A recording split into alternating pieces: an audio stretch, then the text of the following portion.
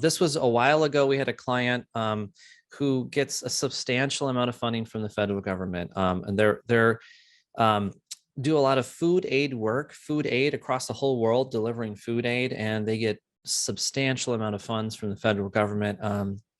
So we had kind of done a website for them with their existing brand, and it was fine and everything was great. And they happened to actually get a letter from the government. They got a letter that said you were kind of randomly selected as an audit to be audited for accessibility. And we found these issues, and they got this letter, and they were quite, of course, concerned. They cannot afford to lose that funding. And it was fine because we were able to look at those issues, and they weren't major. We corrected it for very little cost, and they're fine. And they, passed the next audit, and everything's fine. But it really that was about 6-8 years ago, something that got us really thinking, people aren't thinking about this. And this is going to become a bigger and bigger thing in the future. We need to really sharpen our accessibility skills and focus on this. So that's kind of how we started to really expand our knowledge base on accessibility. And when we were out looking for things, there were really poor resources available. There wasn't a lot of good information on accessibility. We looked at other agencies, and no one was really addressing this back then.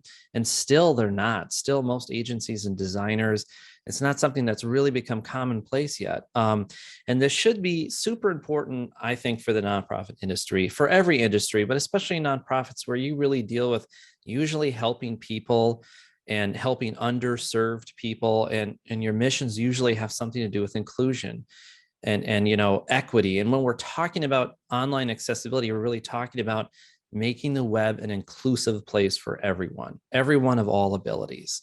And I'm actually seeing this now be asked about more frequently. I'm seeing very large donors and participants, employees, volunteers,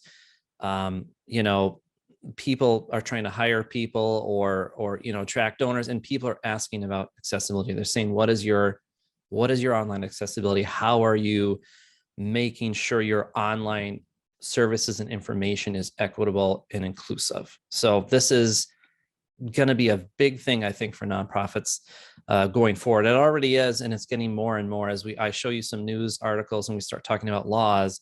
This is becoming, a very big issue. So let's get into just quick, what is accessibility? So we are all on the same page here, and just a tiny bit of history. You can go read more if you want. But there's basically an act which was called the Rehabilitation Act. And they added something called Section 508 to the Rehabilitation Act. And then it was updated again in 1998. And that act was all about making sure people with different abilities have access to things. And what they started to look at in the 80s and 90s was technology. They said, of course, buildings have to have ramps, and we have to have these different things. And, movie theaters, you have to have things for the hearing impaired. But technology also is becoming such a big part of people's lives. Technology has to be accessible. So you can go to section508.gov if you want to learn more. And don't worry about during this webinar taking notes or anything, because the follow-up email will contain every link and tool we talk about in this.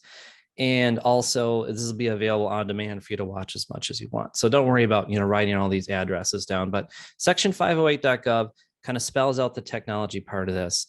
And ADA is the Americans with Disabilities Act, which is a little bit different. That more focuses on products and services and physical locations. But Section 508 really deals with technology, and it's kind of expanded. And as the internet has become a really big thing, the federal government and the current case law basically supports the concept that the entire internet is what's called a space of public accommodation, right? Like a public library has to have a wheelchair ramp or an elevator. The internet, because that's a space of public accommodation, the entire internet now has really fallen under that umbrella. We'll talk about that more, about what a space of public accommodation is. So in accessibility for your online properties, there's really three major core components that we'll touch on. The core components are functions. How does your online website and your social media, or if you have an app or anything else, how does it function? Can the functions be used by people with disabilities? Can they submit forms? Can they search if you have a search on your site? What are the functional things? And then design.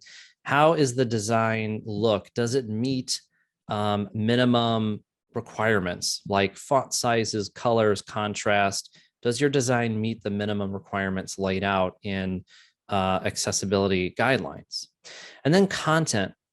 can your content be consumed by everyone? Can everyone see your photo gallery and understand what it is, even if they have no vision or poor vision? Can your videos be understood by someone with no hearing? Is it closed caption? So can your content be consumed by people with different abilities? So those are the three major areas we're going to be touching on: function, design, and content. And many people, unless you've worked with somebody with a disability or you've really looked into this, you probably haven't maybe seen in action how this actually works, how people who don't have perfect vision and hearing or motor function or cognitive function, or maybe they don't use a mouse and they have different devices. Many people don't understand how that works, but there's basically kind of three major areas that people with different abilities can leverage if they have some type of disability. So there's specific devices. There's actually keyboards that have Braille built in and different things like that. And then a lot of modern devices actually have accessibility baked in. For instance, the iPhone, which we'll touch on later, is an extremely popular device for people to use to access content and websites. And it has a lot of good accessibility features built in. Google too, and they just updated. There's a Google Talkback, which is another really cool thing on sort of the Android platform for phones. And then there is specialized software. Sometimes people use a computer or a phone, and there's special accessibility software they will use to help them navigate the internet and use websites. So what we're talking about when we talk about making sure your online properties really work well and are quote unquote accessible, it really, a big part of that is compatibility with these different devices that you may not have seen or used, and different software and stuff. And I'll talk a little bit later about how you can do some of your own experimenting and testing without having to own these devices. So as far as the technology that powers your website and stuff, there is coding and best practices that these software programs and devices are expecting. And if you don't have that in place, then they won't work usually. So that's kind of a little bit about the hardware and software. So reasons why you should really care about accessibility, a few more is, of course, you want to reach the widest audience possible, right? You don't want to exclude anyone from your online information. You want to be inclusive. So there is a huge audience out there that has different abilities, and I'm not sure that's commonly known. In the US alone, there are 10 million visually impaired people just in the US. And worldwide, there are hundreds of millions of people with various disabilities that impact how they use the internet. So, the audience is a big part of it. Also, like I talked a little bit about your funding. So you may not even realize you may have funding, and you may know the funding's contingent on some accessibility things. You may not. It's kind of more of a fine print thing. But nowadays we're seeing that more and more. We're seeing grants, government programs, different funding, all of it in the fine print has something about accessibility. If you're getting a grant to build a new part of your website, they're going to say it has to be accessible. Also, there's legal exposure, and it's not just big companies who are getting in trouble for accessibility, but really anyone who's trying to use your website. If they run into accessibility issues, you could very well get a demand letter and have to do something about it. So it's better to be ahead of these things and not have those issues to begin with. And of course, it's just the right thing to do, right? And as nonprofits caring and serving about people, you want to be inclusive. So these are really the big reasons. I'm going to switch this poll here I have a whole bunch of polls. Thank you for answering those. It's really nice to guide sort of this conversation so you get the most out of this webinar.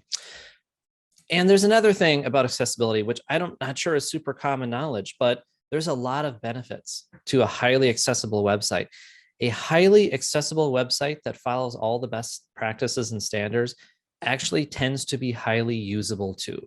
Highly usable by people with just average abilities, who may not have any special considerations.